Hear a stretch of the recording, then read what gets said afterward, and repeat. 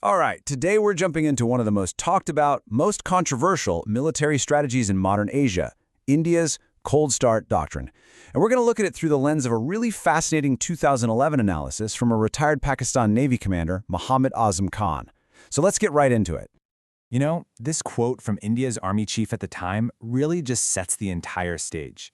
It perfectly captures that insane tension of trying to plan a conventional war when both you and your opponent have nuclear weapons. It's a strategic high-wire act, and Cold Start is the doctrine that was designed to walk that wire. So, yeah, that brings us to the absolute heart of this entire strategic puzzle. I mean, think about it. When the ultimate price for getting it wrong is nuclear annihilation, how on earth do you design a military plan that's both effective and contained? That's the exact dilemma that led to the creation of Cold Start in the first place. To really get why India felt it needed such a radical, brand new strategy, we've got to rewind and look at what came before it. You see, the story of Cold Start doesn't actually begin with a plan. It begins with a massive military mobilization that, from India's point of view, was a total strategic failure. It all kicked off in December 2001, right after a terrorist attack on the Indian parliament. India's response was to launch Operation Parakram, which was its biggest military mobilization in 30 years. But here's the thing. After nearly 10 months of this incredibly tense standoff, the whole operation just ended. And the crucial takeaway for India was that it achieved pretty much zero strategic gains. So, why did it fail? Well, our source points to this number as the single biggest reason.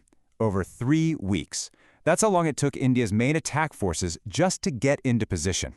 In modern warfare, where surprise is literally everything, 3 weeks is an eternity. That's more than enough time for your enemy to get ready, for the rest of the world to get involved, and for any real advantage to just vanish.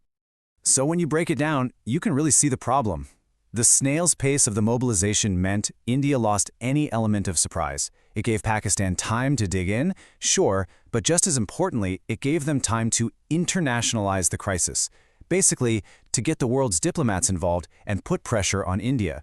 The whole slow, lumbering approach was just not working. Okay, so you're the Indian military. You're faced with this huge problem of speed. What do? You go back to the drawing board. And what they came up with was a complete top-to-bottom rethinking of their entire offensive strategy. They called it Cold Start.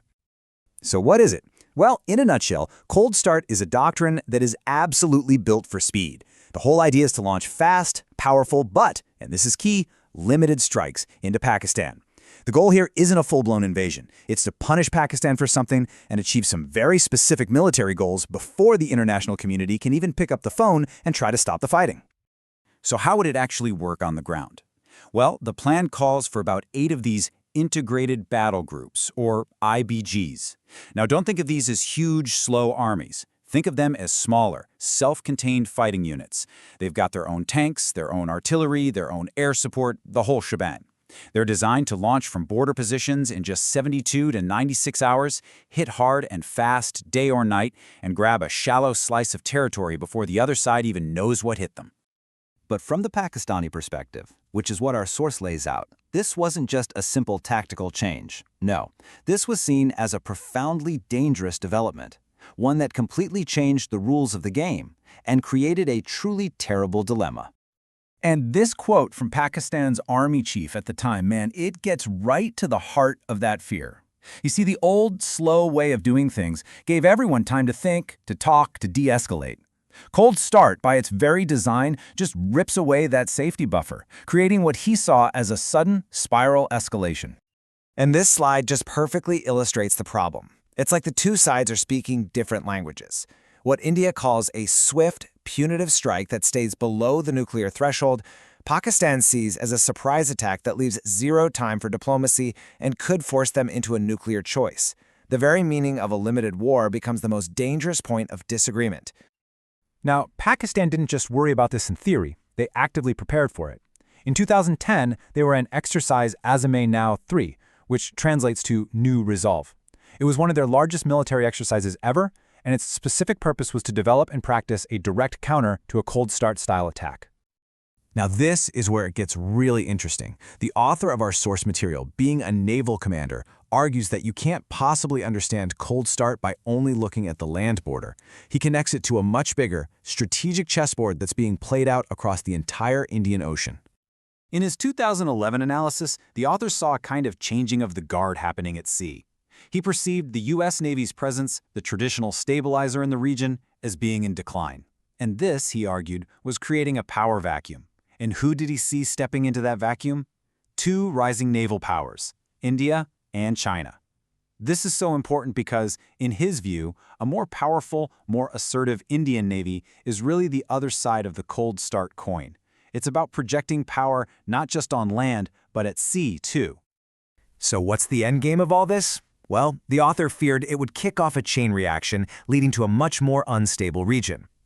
His worry was that in India, trying to act as the regional policeman would just inevitably push Pakistan and China closer together, creating a new naval partnership. And the great irony is that this would create the very encirclement by hostile powers that India's strategists have always feared. And that brings us to the author's final and, honestly, most chilling warning. He basically argues that the core assumptions behind the Cold Start Doctrine are dangerously flawed, and that actually trying to execute it would be, in his own words, flirting with Armageddon. Here's his core critique, broken down. India assumes Cold Start will be too fast for Pakistan to even react. The author counters that actually, Pakistan could probably occupy key contested locations even faster, basically preempting the whole attack. But more terrifyingly, while India assumes Pakistan won't go nuclear, the author suggests that a tactical nuclear strike might be seen as Pakistan's only way to stop an invasion. And that leads him to this final, stark conclusion. A decision by Pakistan to use even a small tactical nuke to stop an invading Indian force would, in his view, trigger a massive Indian nuclear retaliation. And in his own words, this would be the beginning of Armageddon. And so all of this leaves us with one final critical question to think about. The Cold Start Doctrine was designed to be this limited, conventional tool you could use in a nuclear environment. But as this 2011 analysis so powerfully argues, the line between a cold start and a hot nuclear finish might be terrifyingly thin. It really makes you wonder, in a nuclear world, can any war ever truly stay cold?